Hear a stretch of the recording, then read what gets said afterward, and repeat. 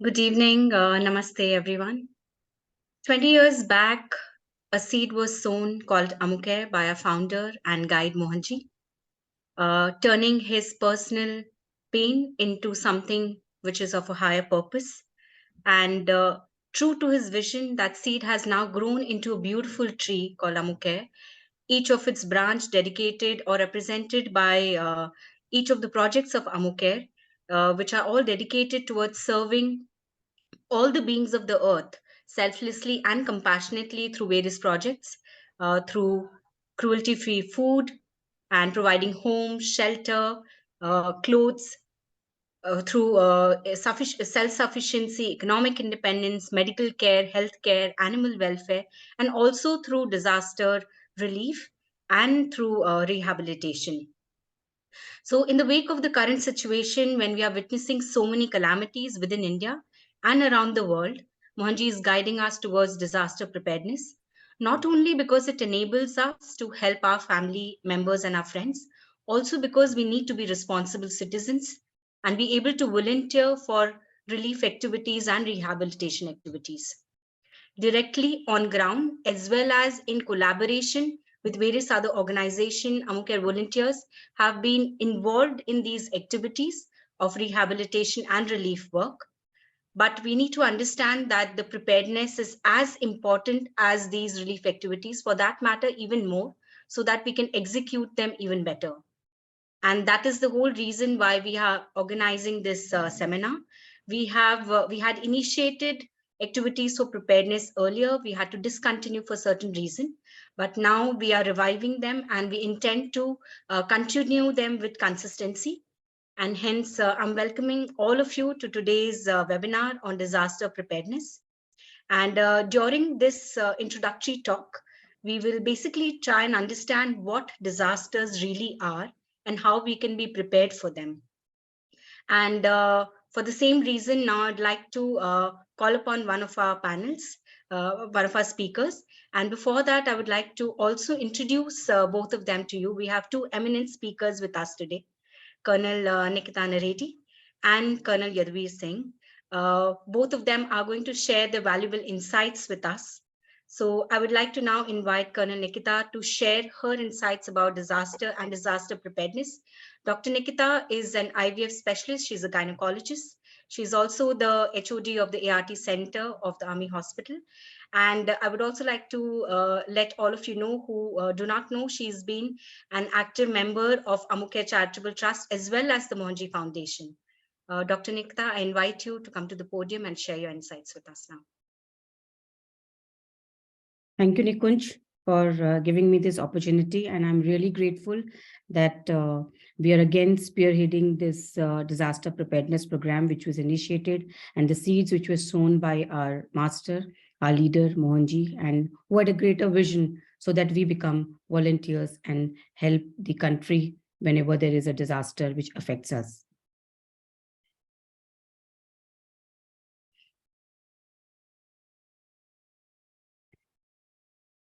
It struck at 3:17 a.m. local time on 6th February 2023, when the whole world was sleeping, and killed more than 50,000 residents of Turkey and the neighboring Syria. Yes, ladies and gentlemen, I'm talking about one of the most recent natural disasters, an earthquake of a magnitude of 7.8 Richter, which affected the country. You would be surprised to know that this disaster was precisely predicted 2 decades back by a senior geologist, but however, it was not paid heed to and none were prepared to face the calamity. Disaster strikes every corner of the world, every season, and we are aware that it happens at different scales throughout the year. But are we really prepared to cater to this disaster? Rather, I should ask, are we even disaster preparedness comes later, but are we even disaster aware that disasters can strike any of us any time of the year and in any country? Good evening, esteemed members of the Mohanji Foundation, the Global Act Foundation, and Ammucare. I have been assigned the task to speak on disaster preparedness and the types of disasters which can strike anywhere in any part of the world. And before I begin my talk, I would like to offer my sincere gratitude to our master, our leader, Mohanji, who's a great humanitarian, who, in addition to making us better human beings, he also wants us to become responsible citizens and effective people of the society. Only when we are disaster aware and disaster prepared can we teach our children, our family, and even the society, and so that we can act as volunteers when the need arises. It has been so very rightly said that we cannot stop natural disasters, but we can definitely arm ourselves with knowledge so that many lives wouldn't have to be lost if there was enough disaster preparedness. Because safety is everybody's business, and only when we join hands can we have a smart response for disaster preparedness. But before I go on to disaster preparedness per se, let's understand what is a disaster. A disaster is a serious disruption of the functioning of a community or a society involving widespread human, material, economic, or environmental loss, which exceeds the ability of the affected community to cope using its own resources. That means it affects at all levels, be it life, be it material, or be it property. Thus, it is an occurrence which causes widespread destruction, distress, and despair.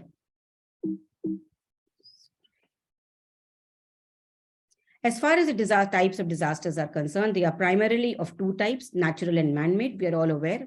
Of the natural disasters, they can be because of seismic activities, due to water activities like floods, cyclones, earthquakes. And as far as man-made disasters are concerned, fire outbreaks, road accidents, industrial crises like gas poisoning, and one of the most recent, which the whole world was reeling 2 years back, the corona pandemic. As far as the natural disasters are concerned, many of them do not give us warning signs like earthquake. However, some may give warning signs like floods, cyclones, and volcano when we can prepare ourselves.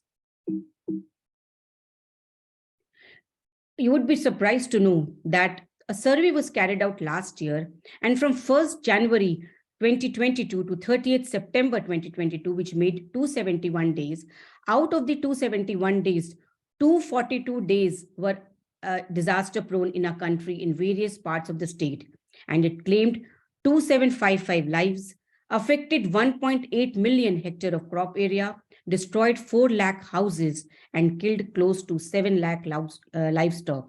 That means disasters are really catastrophic. And as far as our country is concerned, every other country is vulnerable to disasters, but our subcontinent is primarily very vulnerable to disasters. 57% of the Indian subcontinent is vulnerable to earthquakes, of which 12% is vulnerable to severe earthquakes, 68% to drought, 12% to floods, and 8% to cyclones. In addition, there are other chemical and industrial disasters which can happen in any part of this country. So don't you think that we need to know about disasters? And thus it is rightly said that preparation through education is less costly than learning through tragedy. In fact, it has been seen that the amount of money spent on relief or mitigating once a disaster has happened is much, much more than what if we invest our money for disaster preparedness. And so that if we are prepared, then the amount of money, the GDP which the country spends on disaster management or mitigating the effect would be much, much less. And these is just a glimpse of the earthquake-prone zone in our country. And you can see that a major portion of the country is earthquake-prone, although 12 to 18% is more prone to severe earthquakes. As far as the effects of a disaster is concerned, there are multifold effects starting from loss of life, injury, damage and destruction of property, damage and destruction of production, disruption of lifestyle, and disruption to essential services. So we all have seen how we got affected. And when actually disaster strikes in the form of earthquakes and floods, it can be really, really a life crisis. So we shouldn't wait. We should communicate and make our emergency plan today. Now coming to what is disaster management. So disaster management is the creation of plans through which communities can reduce the vulnerability to hazards and cope with disasters. So we all need to understand that disaster management will not avert or eliminate the threat, but it will focus on creating plans to decrease the effect of disaster. So as far as the disaster management cycle is concerned, it comprises of preparation, which happens before a disaster strikes any country or region, response that happens once the disaster has occurred, and recovery, that is, once we have already faced the life crisis, then how do we recover from the loss? And mitigation is again part of the preparation, or just to rehabilitate the people once they have been affected. So what are the aims and objectives of preparedness? These are measures taken to prepare for and reduce the effects of disaster. And it should be a continuous and integrated process. So only when we continuously do drills and practices can we be very well versed with situations when a crisis happens. So the aims of crisis preparedness is avoid, if possible, the potential losses from the hazards, assure prompt and appropriate assistance to oneself and people around. And this is very, very applicable for at the level of families where we have small children, special needs people, senior citizens. So these are the ones who should actually be trained very periodically so that they are aware how to act if a crisis happens. I would just like to share with you that when I was preparing the talk, I had asked one of our family members that if we are staying on the 9th floor and an earthquake happens, how would we react? The first answer was I would rush to the lift and so that I reach the ground floor as fast as possible. And don't you think it is the most foolhardy thing to do that when an earthquake strikes, we are going to the lift, because the earthquake will not cause a crisis, but being in the lift can cause a bigger crisis. So only when we keep telling to our people will they understand the importance of disaster preparedness. So disaster scenarios, which were once seemed merely theoretical, have now become a disturbing reality. So we all need to be aware of it. And so we need to have an emergency preparedness plan. That is, we chalk out the plan, how to go about it, build an emergency or a disaster kit, and be informed periodically by, like the way we are doing today, webinars, practice drills, mock drills, and even on the spot drills like how to give a CPR, how to use a fire extinguisher when a fire breaks out in a community or in a residential complex. And by failing to prepare, we are actually preparing to fail. So coming to the disasters, individual disasters, I would like to cover them, how to be disaster aware about them, what to do the preparedness before, during, and after in a nutshell. Although it is a very, very comprehensive topic, but just to give an overview, I would just like to touch upon all the individual natural as well as man-made disasters. So as far as the earthquakes are concerned, we've seen how Turkey had to respond, and Colonel Yaduvir will give us a bigger insight how bad it was and how difficult it was to help people and provide them with medical kit. So as far as, and I had shown you the slide that we as a country are very, very disaster prone. The whole Southeast Asia is very, very disaster prone. So we need to repair our houses. And if in a very, very disaster prone area, we should fasten ourselves securely to walls and large objects on lower shelves. And a very, very a take-home message which we all need to take today is that we should all have an emergency kit or a disaster preparation kit with essential items for safety and survival, so that we don't start collecting things when a disaster strikes our community or the neighboring region. We should have our emergency communication and evacuation plan for our family.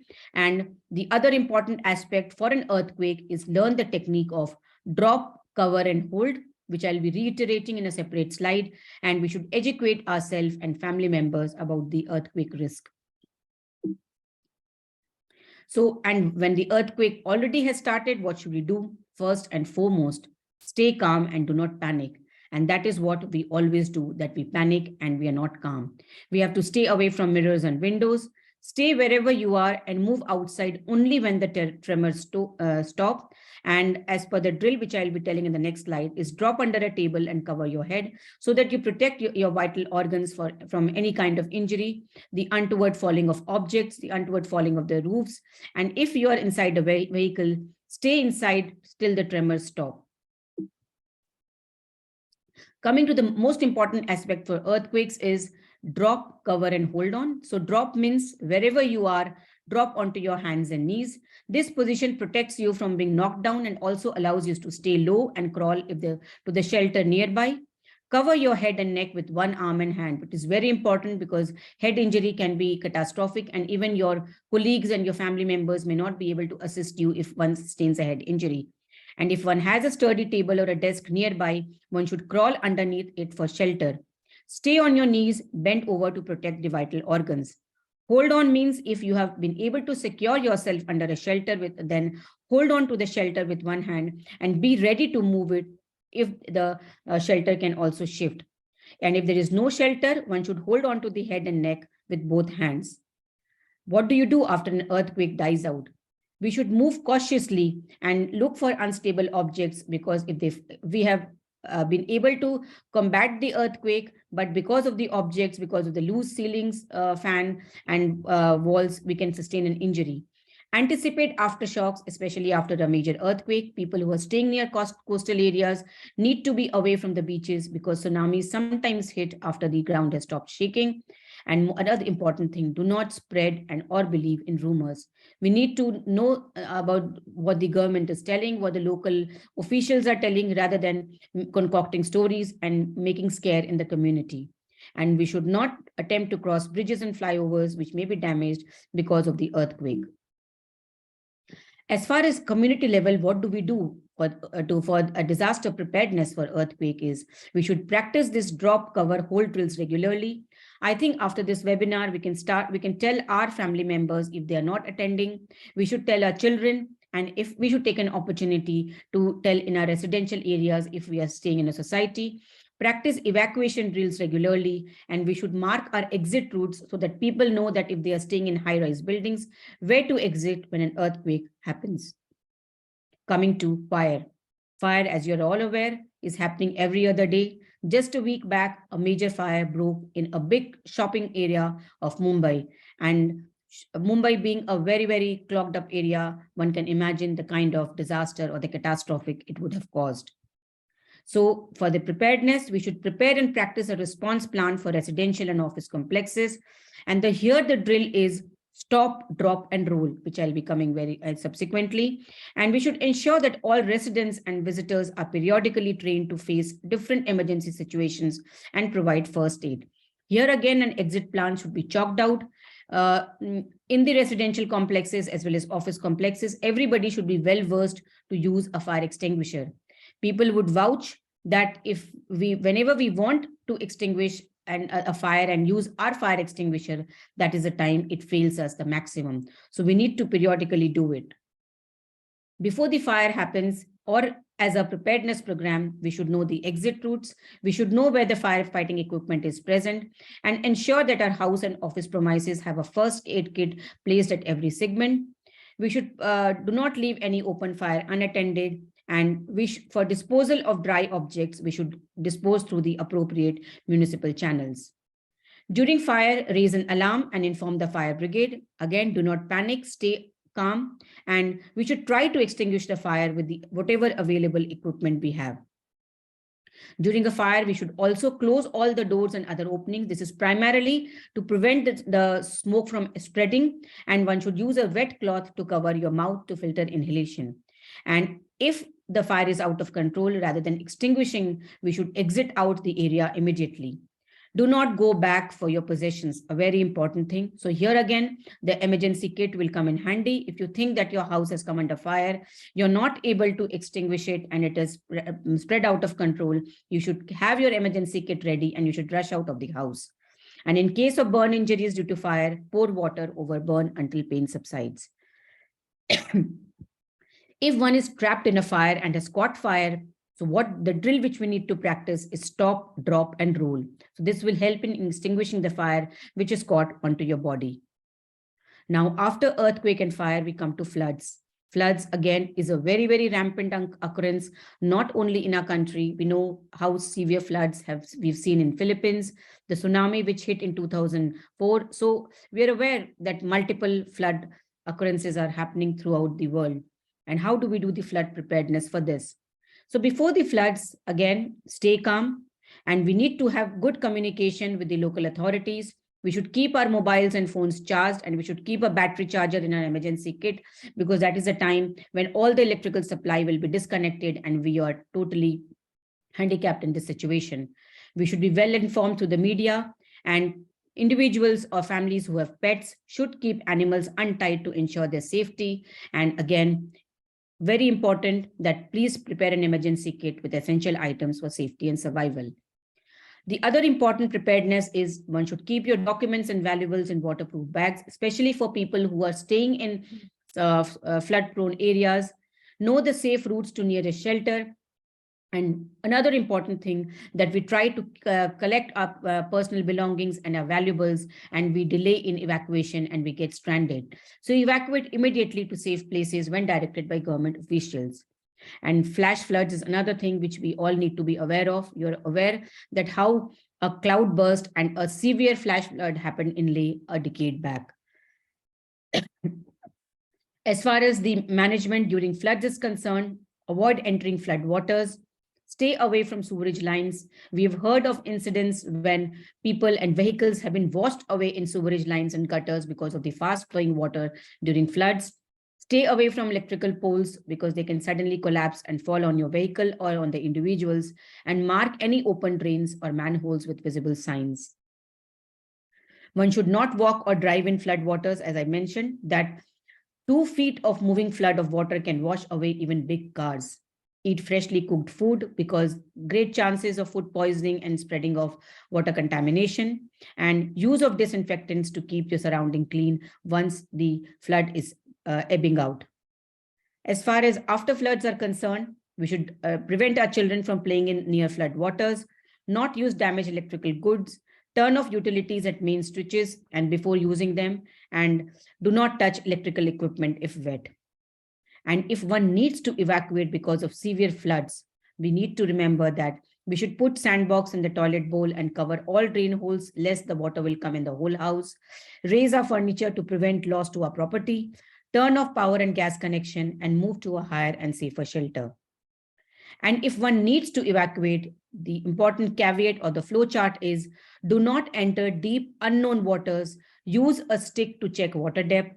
Come back home only when officials ask you to do so. Make a family communication plan and clean and disinfect everything that has got it once you are back to your own residence. Coming to cyclones, a lot of fancy names we come to know about cyclones, starting from Titli to Hudhud to Alia to Bulbul. But ask people who are afflicted and stay in regions who have been afflicted with cyclones.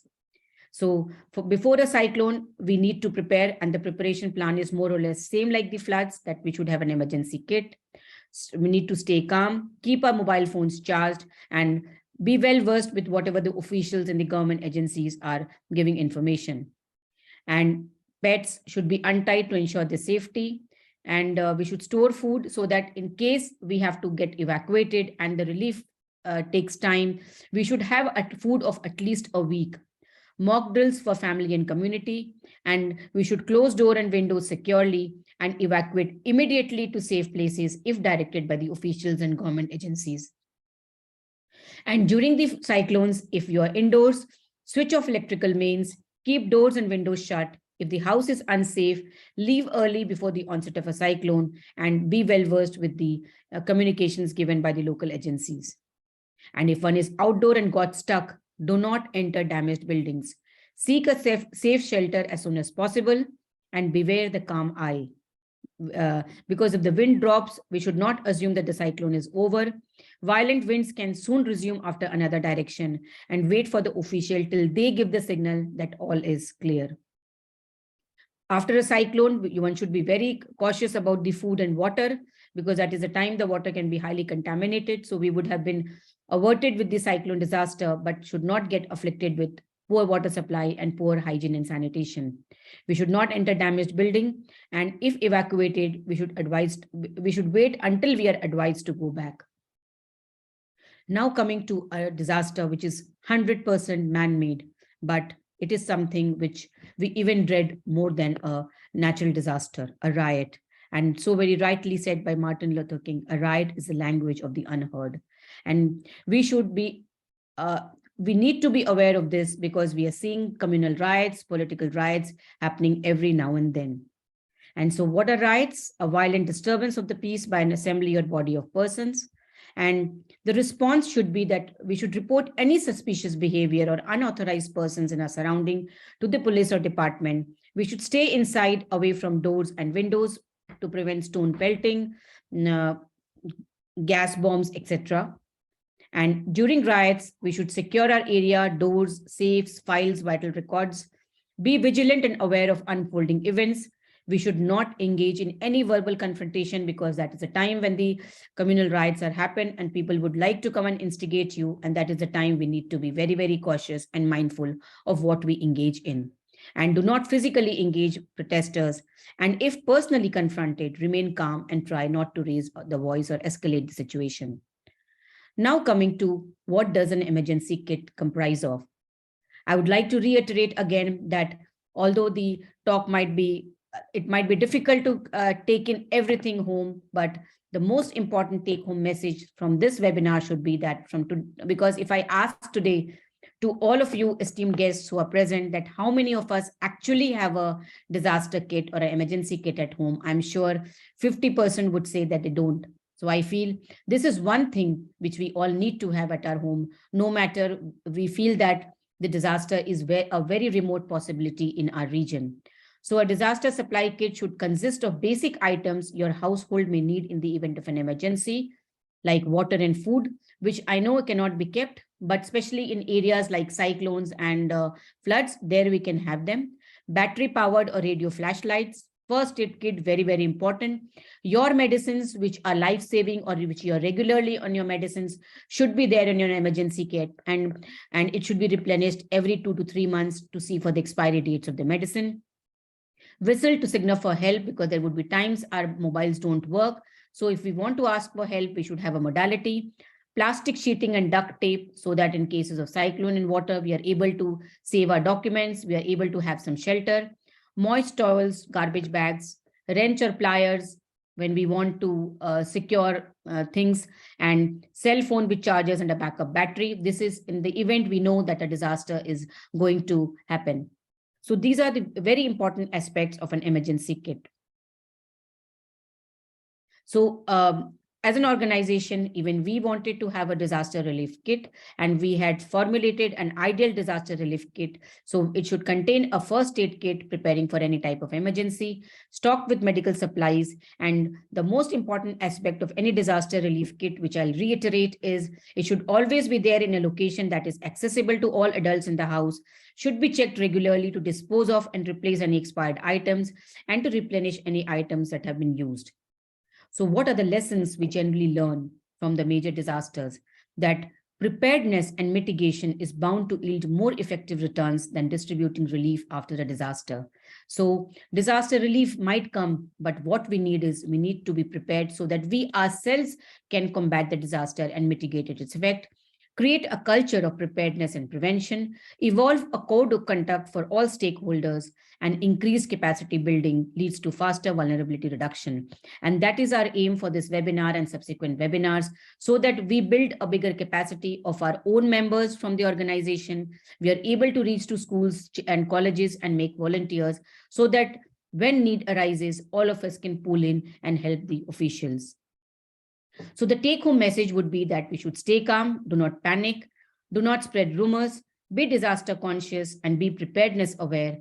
Keep your emergency kits ready, make a family communication and evacuation plan, and drills should be practiced regularly at individual, family, and community level. So ladies and gentlemen, I would like to conclude by saying that by failing to prepare, we are preparing to fail. And when disaster strikes, the time to prepare has passed. So let's all be prepared and disaster aware. Thank you.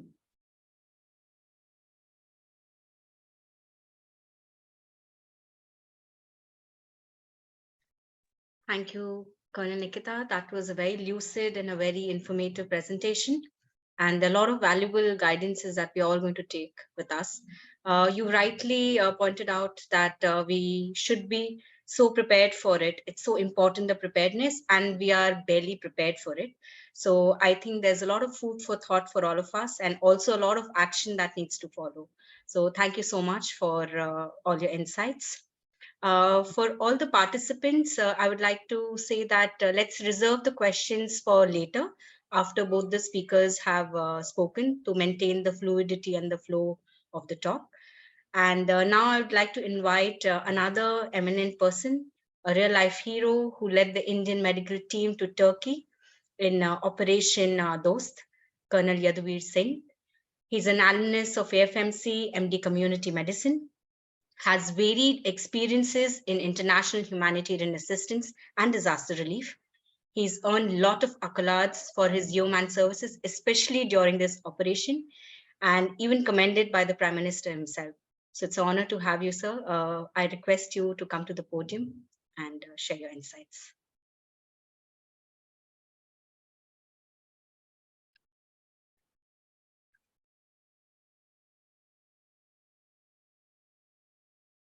I think we're having a little trouble with his network, so we'll just wait for him to join in.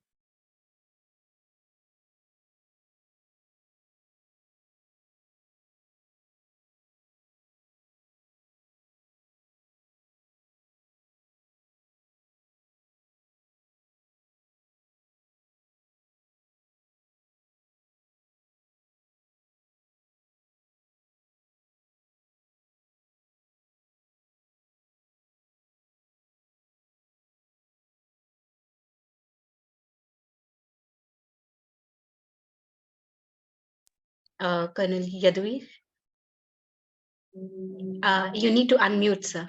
Yeah. Thank you, Nikunj, and my heartfelt gratitude to the Ammucare family for having me over for this talk. I would Nikita has already covered in a very lucid manner all the aspects of the disaster. I'll just share some of my experiences there in Turkey. I'll just try to share my screen.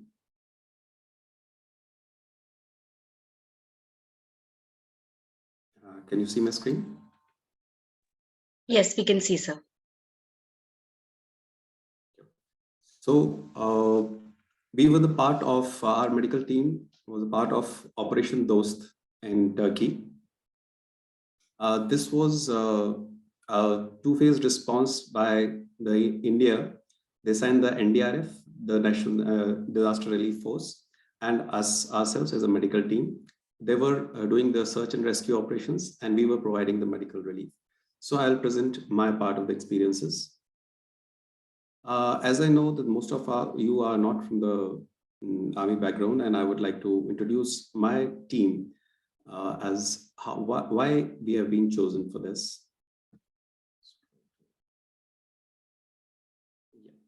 So we have been nominated by the Director General of Medical Services as a first responder for international disaster relief because we are a quick reaction force. We are capable of descending by a parachute and establishing a life and limb saving surgical facility for anywhere required, whether in war or in HDR.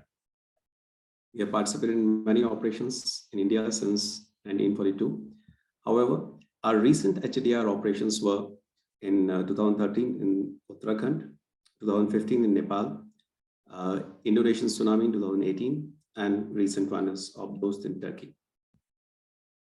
The first international mission post-independence in India was also led by our unit.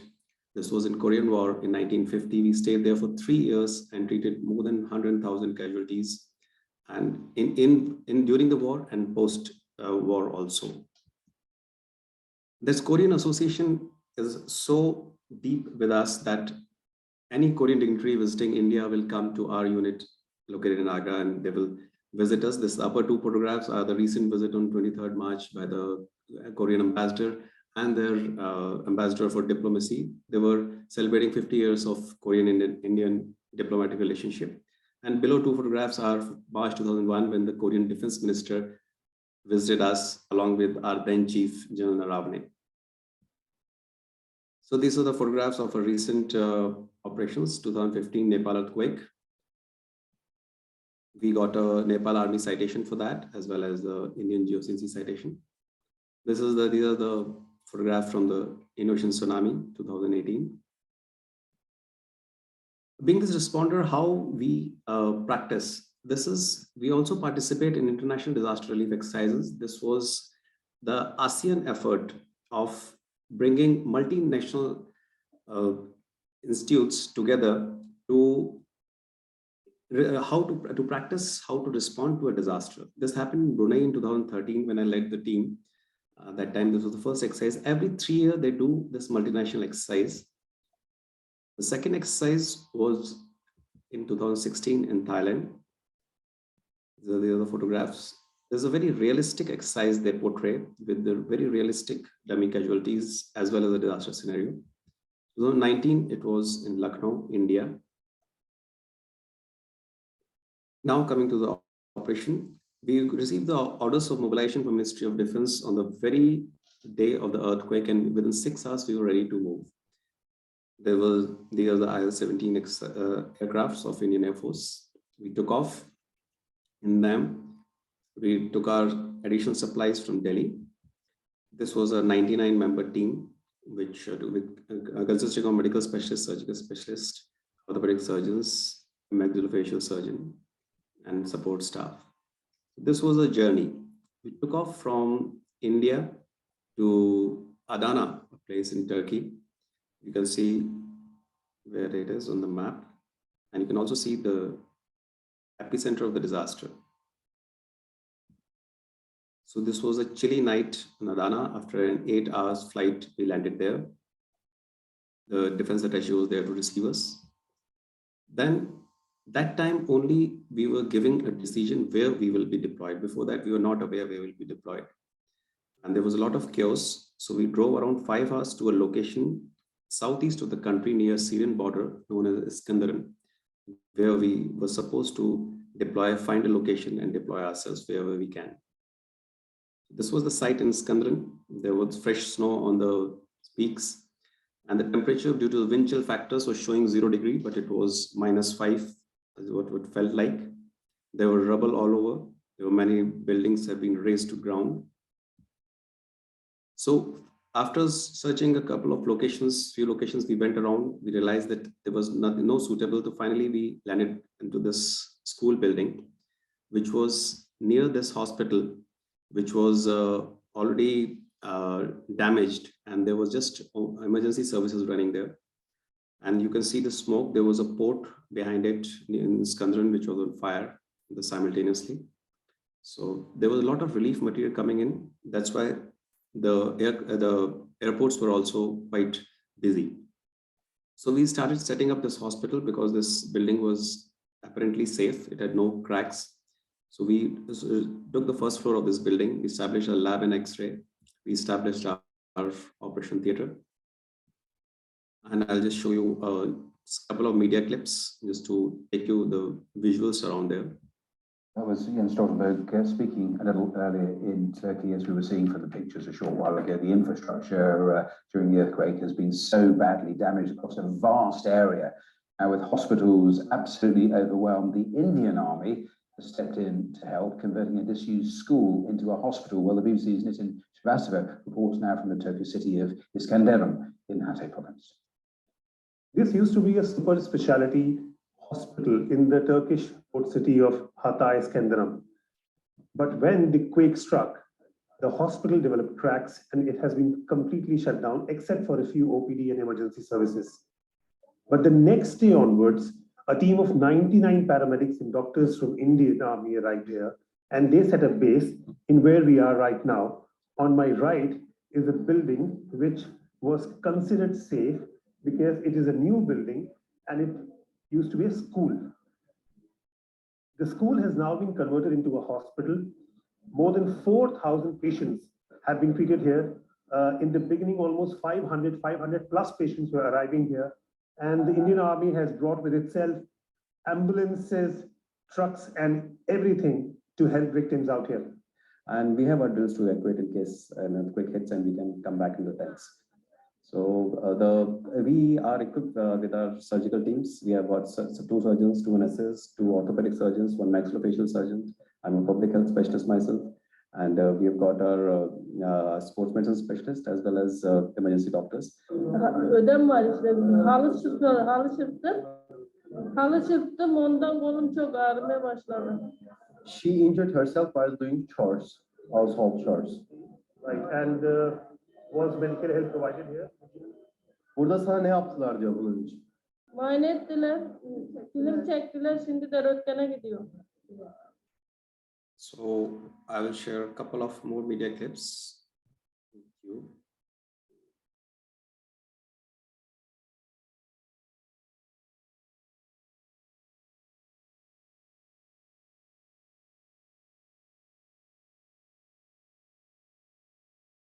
So thank you for inviting us to the field hospital. You've taken over this school in Iskenderun. Can you just tell us what is happening around us? We chose this building because of the vicinity to the government hospital, because we realized that there will be a lot of patients coming here and we can assist them and realize that this government hospital is not functioning because of the earthquake, but the school building was safe because it has no cracks and all. So we decided to deploy ourselves within this. And we are a 99-member team coming from India. And we came very next day, the quake happened. On Tuesday, we reached here. And on the Wednesday, we established our hospital. So this is a hospital we have set up because there's a bulk of patients come together. So we need to sort them out as per the priority. So priority 3 patients who do not need intensive care or some serious, they are not very serious. They go to these desks and the local doctors who are helping us out can take them. And the priority 1, priority 2 patients, which are seriously required, they require surgical kind of help. So we let them go inside. Since we have arrived, we realized that Turkish people have been so helpful and we've got many volunteers. So he's one of them who has volunteered with us, and she's one of the pharmacists who has volunteered and dealing with the local population. Indians people, I don't know what to say. I think words, it's not enough. Thank you, really not enough. I came from Mersin. I own a pharmacy in Mersin. I decided to come here to help with all my powers. Ever since I realized that there's a hospital who might be in need of the translator, or also as a pharmacist if they're in need. So now, if you also want, we can just talk to one of our patients and see how she's doing and how the treatment process is going for her. Tedavi sürecimiz çok mükemmeldi. O kadar. Our treatment process was perfect. I haven't seen such beautiful and great people in my life. They were so warm, they were so brotherly. The way they treat people lifted our morale. To be honest, whoever comes here sick will check out recovered thanks to their great treatment. Another share.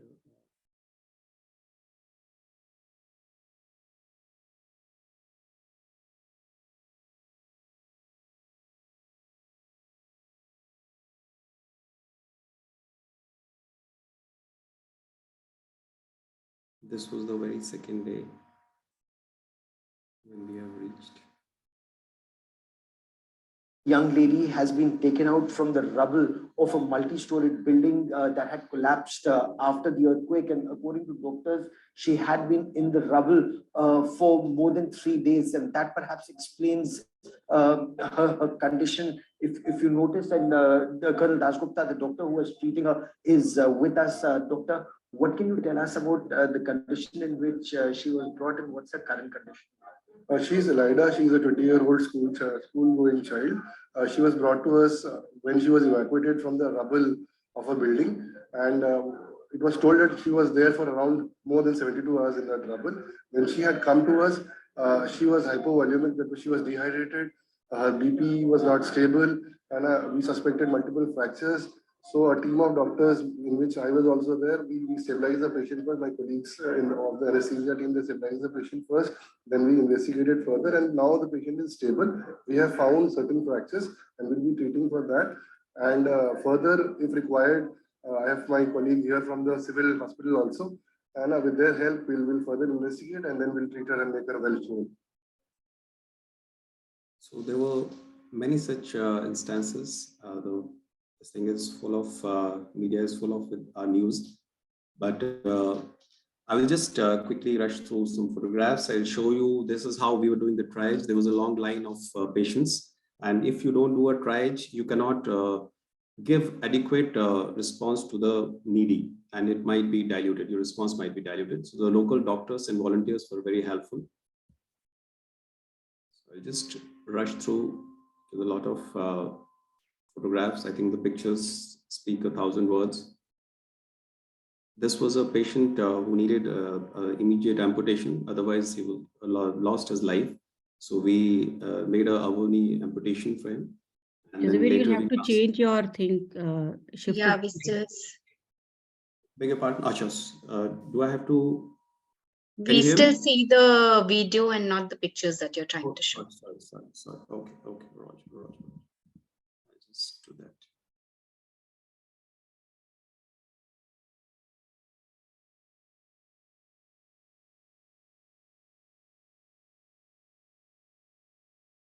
I hope you can see it now.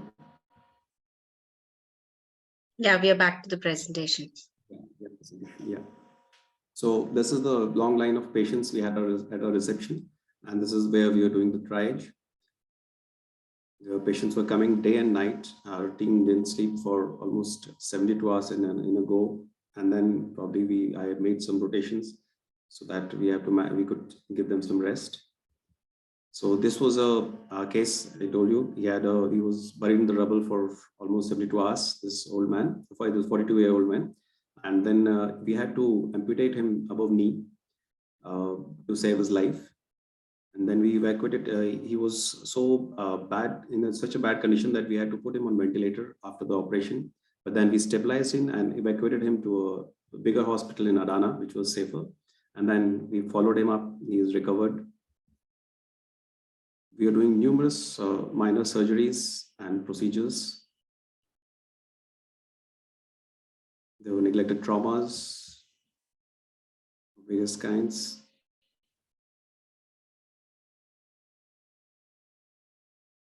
A very interesting part happened that the perception was that we were the team from our friendly neighbor, Pakistan. But however, then we made people aware that no, we are from India. So we had to put in their language, because their language was a big barrier. We had to put signs in their language to make them understand. As well as the signpost to the hospital were also required in their language, because English was, very few people could speak English, even the doctors couldn't.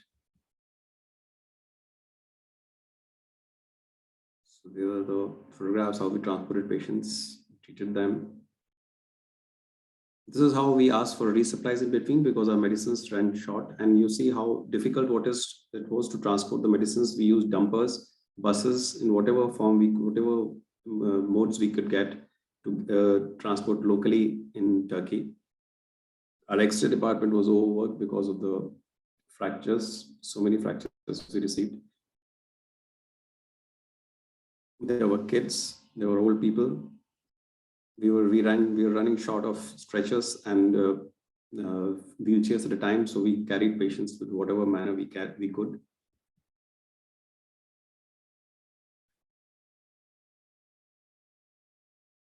So there were every kind of trauma we could visualize, and then gradually the patient profile started changing. After 4 or 5 days, we started receiving infections, gastrointestinal infections, respiratory infections also, because these are bound to happen after a disaster.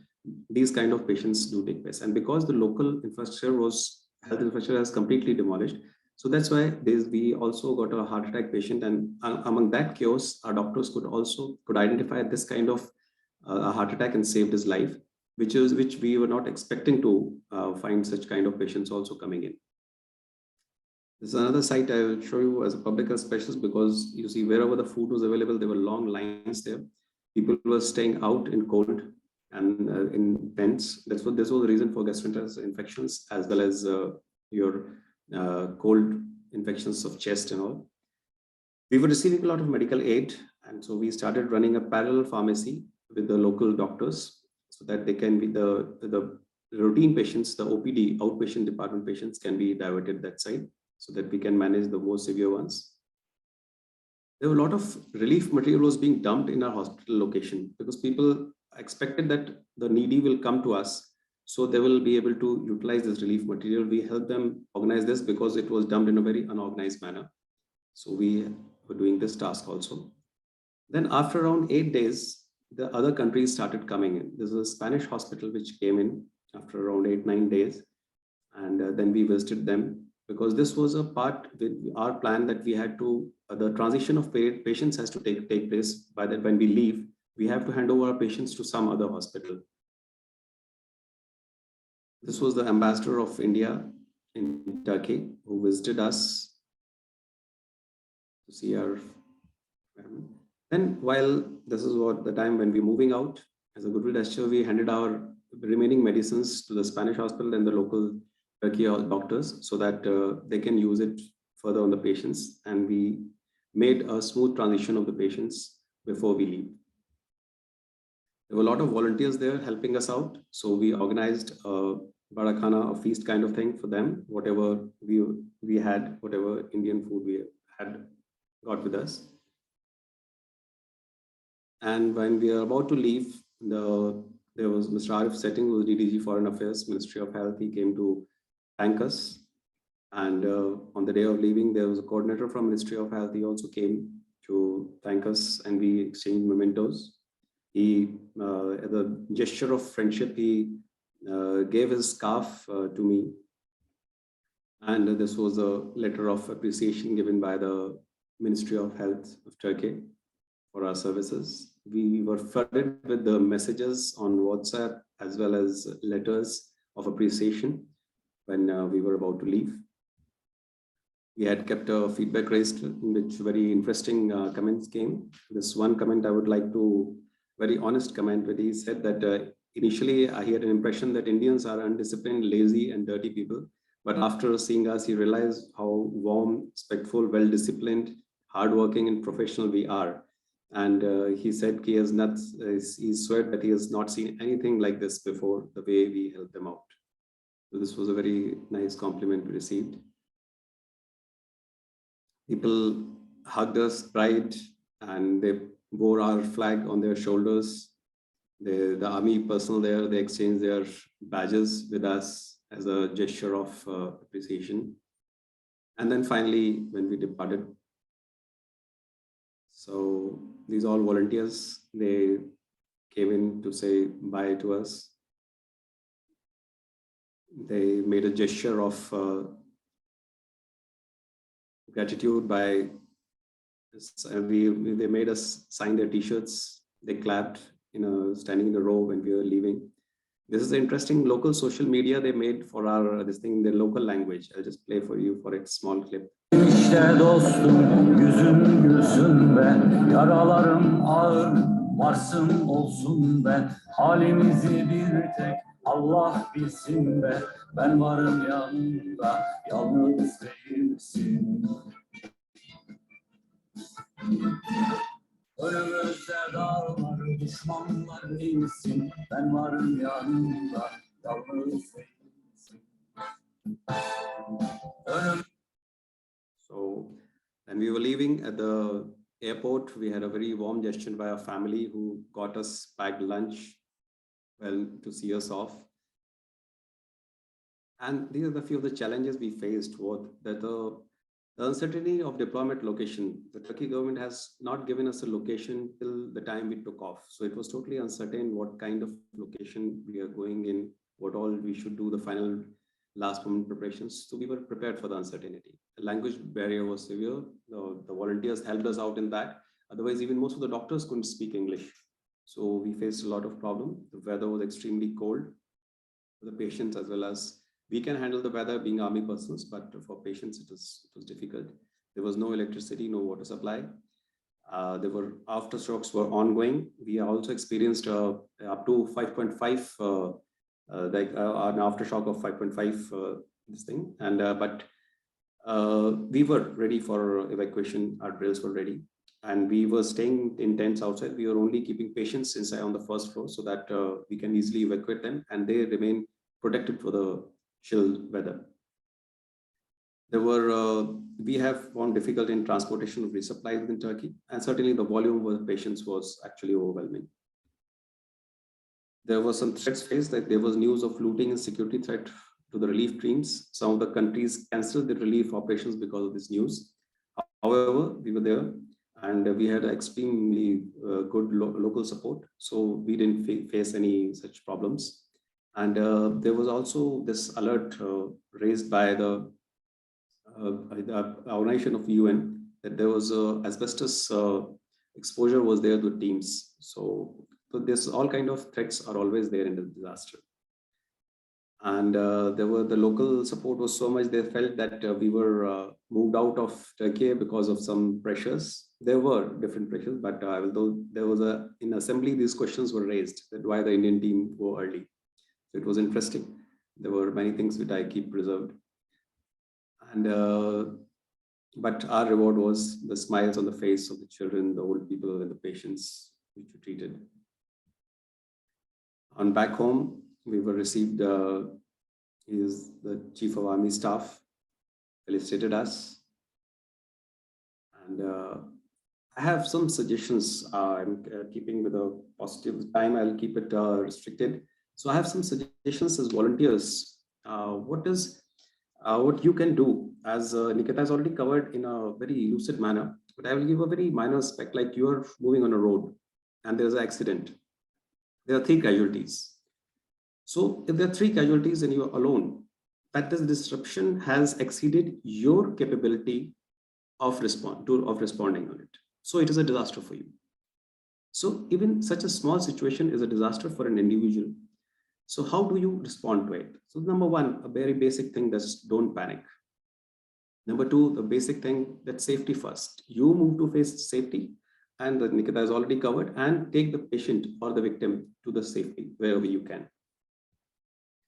Triage and sort is very important. I'll give you a very basic triage thing, which was given by the chief military surgeon of Napoleon Bonaparte, that divide them into 2, walking, talking, breathing, and bleeding, broken, dying. So walking, talking, breathing can help you out in helping bleeding, broken, dying. So these are 2 you can make. Then basic first aid. This is a very important thing that every one of us should know, which is basic cardiopulmonary resuscitation, how to do a bleeding control or identify shock, and the care of spine and fractures. As small as that, if a victim is there of a motorcycle accident, how to take off his helmet, how you have to stabilize his chin and the cervical spine before taking off his helmet also. It's a very small thing which you can save his life and getting him paralyzed for the rest of his life. The small things which you should be aware. And I'm sure there will be few doctors among your organization, and we should try to create a first responder system in your own locality with keeping these minor things in mind.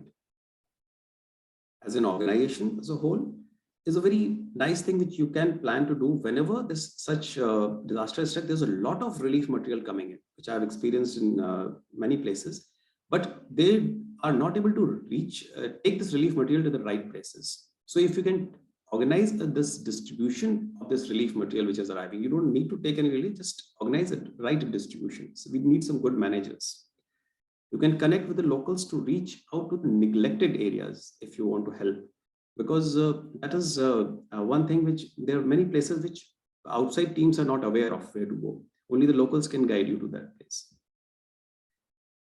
Organizing of basic amenities like safe water and waste disposal is so important. If someone can do that, their organization, they keep coming and doing it, but this will lead to the post-disaster infections and epidemics. So this is very important, which if this organization can help it.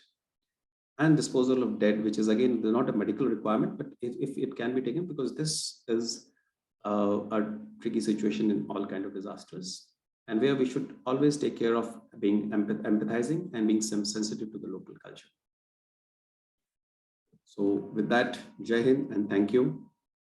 My talk is over and I'm open to back to Nikunj. Thank you so much, sir. I think nothing can replace insights from on-field experience. And we are really grateful to you for sharing those insights that you're sharing from your experience. And we also commend you and your team for your brave efforts, which has not only saved the lives of so many, I think it's also inspiring us to serve during situations of dire need. So really grateful. It's been a true honor to have you here and hear from you. So thank you so much. Likewise. I think he needs an applaud from all of us. Absolutely, absolutely. It's no words, really, no words. So let's all of us clap together. Yes.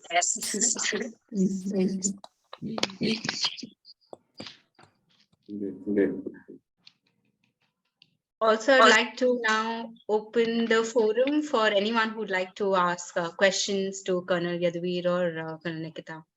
So you can either unmute yourself or you can put it on chat.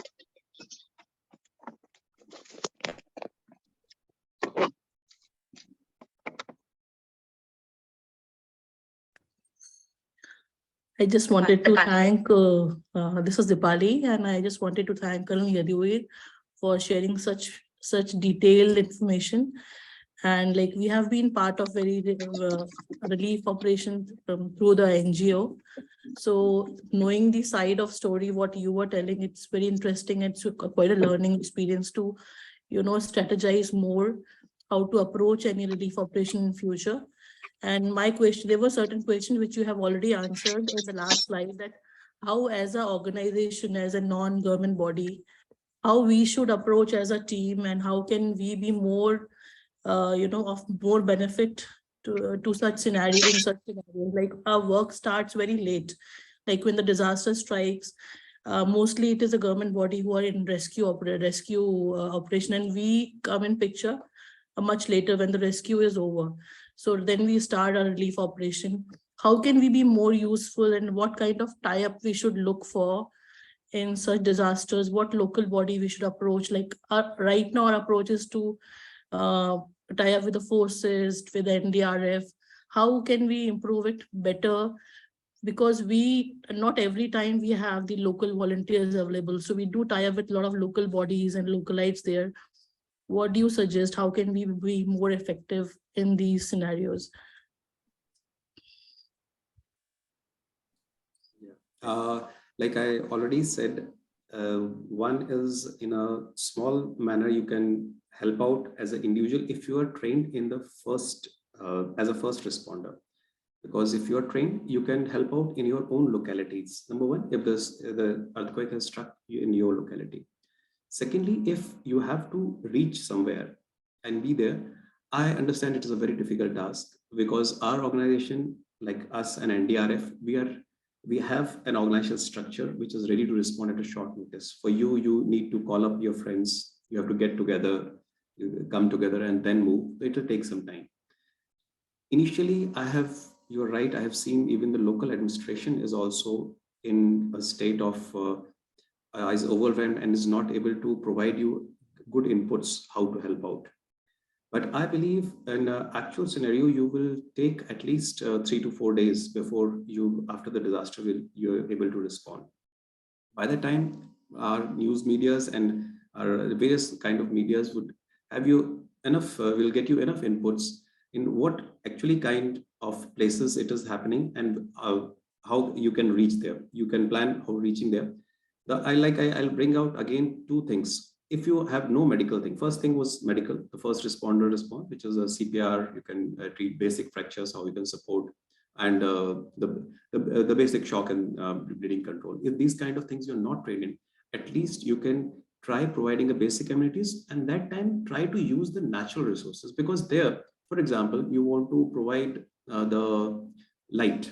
For example, you want to provide any warmth, a light, basic thing which is light in the night you require, you want to set up a camp. You should take solar panels and the batteries, because there will be no electricity there. For water, it would be probably you won't get a good water supply there, so you should be carrying like something like some purifying thing which is a chemical in nature, like chlorine, which you can carry, because you cannot take any electric equipment to purify water or something like that. Because safe water is something which is very important. A person can survive without food even for many days. It will not affect, because you have a lot of stores in our body we can take it, but water is the essential need. And again, the waste is for the waste disposal also, we need some chemicals to neutralize it so that the infections doesn't go. This is the secondary part you can take care of. Rest, I think Nikita, if she wants, she can throw some more light. I think what you told about the CPR thing is very important. So that is probably our next step, which we think that all of us, as you very rightly said, because your concluding slides were obviously the service was really good. In fact, I was feeling so overwhelmed seeing the kind of work which you and your team has done. But your concluding 2 slides were really, really very effective, even for not the medical in me, but the volunteer in me. And we all need to learn CPR. So probably that is our next step, that we would like to teach all our volunteers how to give the first aid, how to give CPR, because I think that is one thing which we all need to know if we really want to be efficacious as volunteers during any disasters.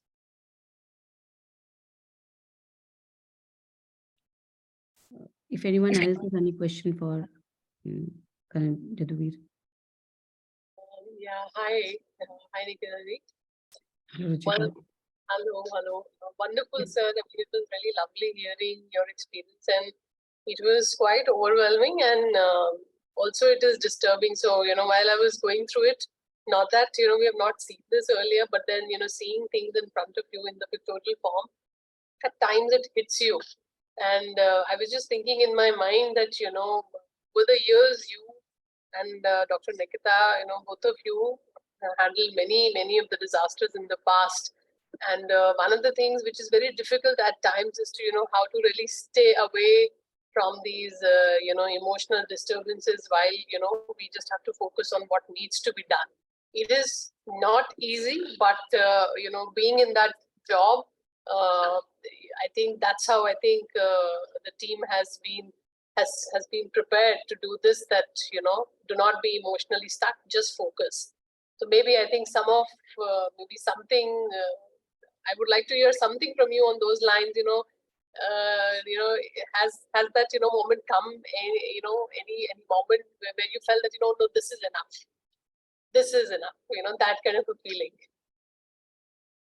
That's true. Like you very rightly brought out, it was a very humbling experience. I would say someone asked me, it must have been exciting. When it was not exciting. It was, you really are humbled that you are at least, thank God, nothing of such scale has happened in our country, and our close ones are known, are safe.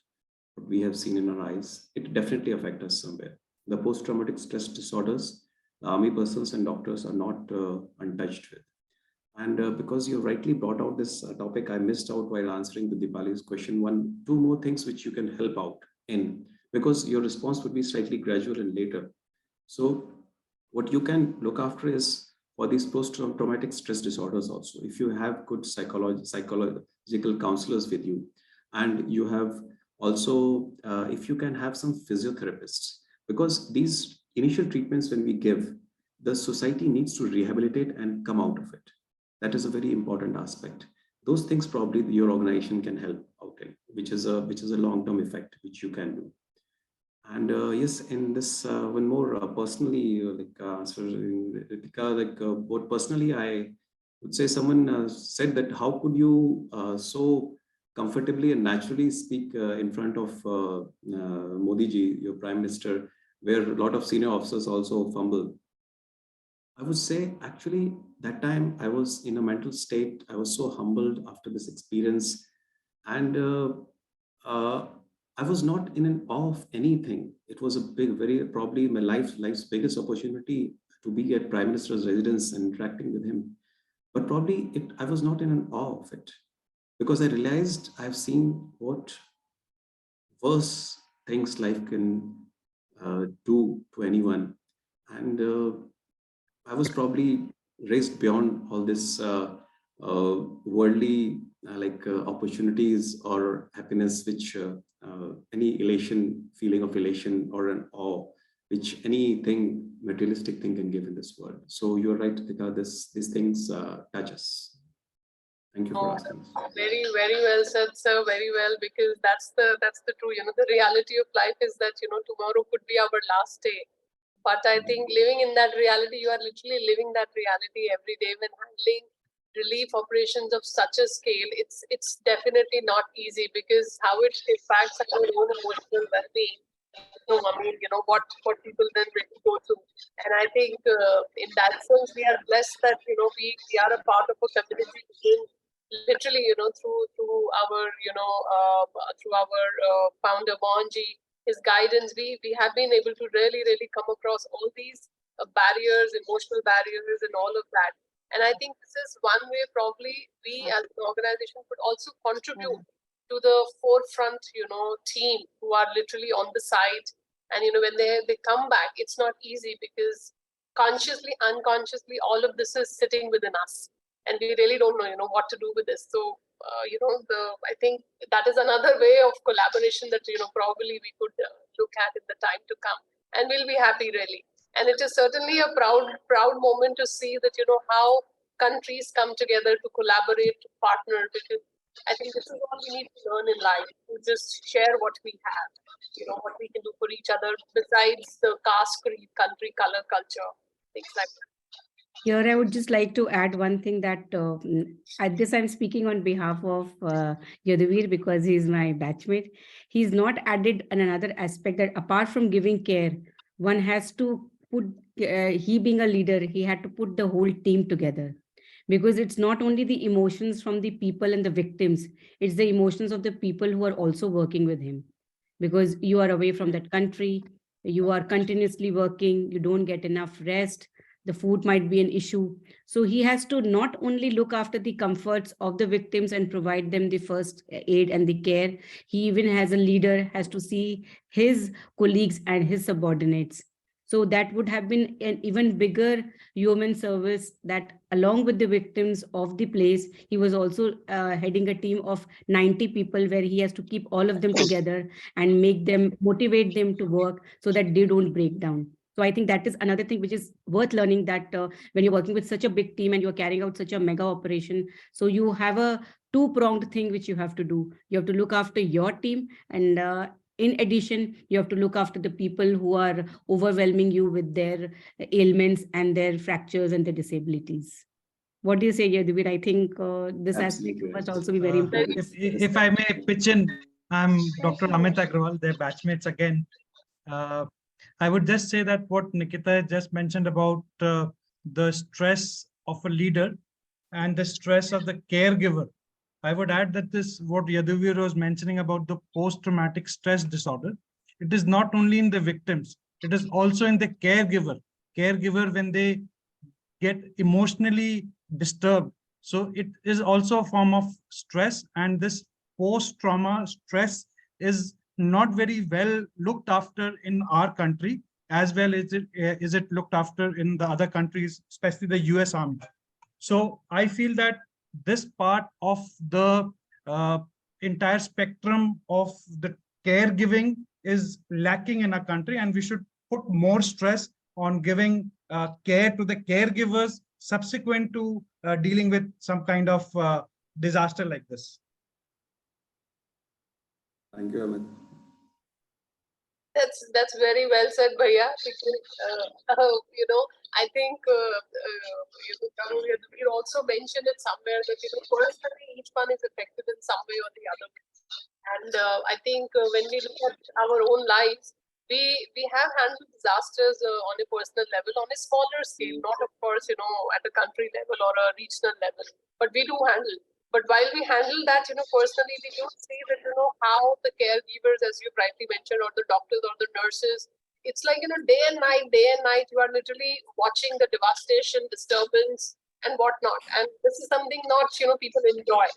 But it is one of those kind of things where you are, you have to do this. You have no choice. But then how to maintain that stability, that calmness, that poise while we are delivering, it is something to be really looked after very meticulously, very meticulously.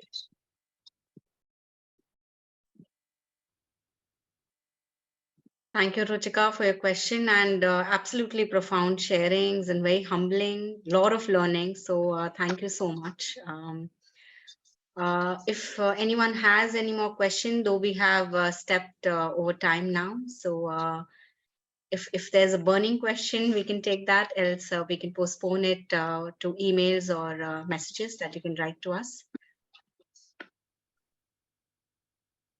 Okay, I'll take that as a no, and we'll proceed further. So I'd like to invite our president of Ammucare Charitable Trust, Kishore Mundanat, to present the concluding. Kishore. Thank you, Nikunj, and thank you, Dr. Nikita, Colonel Yaduvir Singh ji. I am actually, the feeling is quite different, and I think everyone in this meeting is feeling the same, because it's just not a disaster management session now. It's a lot of learning that you have shared, and the pictures, videos actually took us to the place where it was happening, and the emotions we can feel. Actually, it is more than actually just talking about it, but giving that feel. We could feel that what was happening, maybe not to the degree that you have felt, but to some extent we could feel, and the way you have gone through and you have helped people over there. So no words, and a lot of learning. I think from the disaster management perspective, we will be working further on building the contents on each of the lines that you spoke in the last two slides. I think it is like a first responder, right? That is what you mentioned, and that is what we need to build up in the team so that we can take it forward more rigidly. And from Ammucare and Mohanji Foundation, I would like to thank you for spending time with us, for teaching us, for actually showing us what can happen in a disaster and how you have dealt it. Thank you so much. And again, no words. Anybody else want to say anything? I would like to leave it open. Otherwise,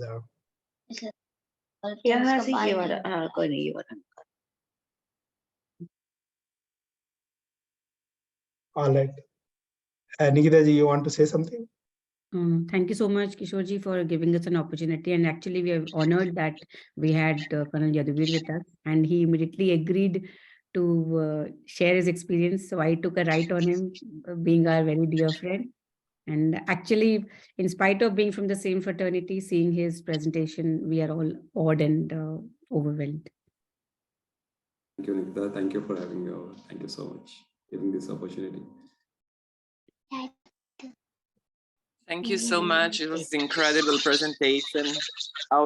My and I think our gratitude. I'm here from Lima, Peru, and we have a lot of earthquakes here. So it was really, very humbling to see everything that you've done. Thank you so much. Thank you so much for your service. Thank you for joining, Mirella. That's great. Thank you everyone for joining. Thank you again, Colonel Nikita, Colonel Yaduvir. And thank you everyone. We'll again connect soon. And it's also time for action. So we'll plan things ahead and we'll connect again. Have a good evening. Thank you. Thank you so much. Thank you. Bye-bye. Thank you. Bye. Thank you so much. Thank you so much.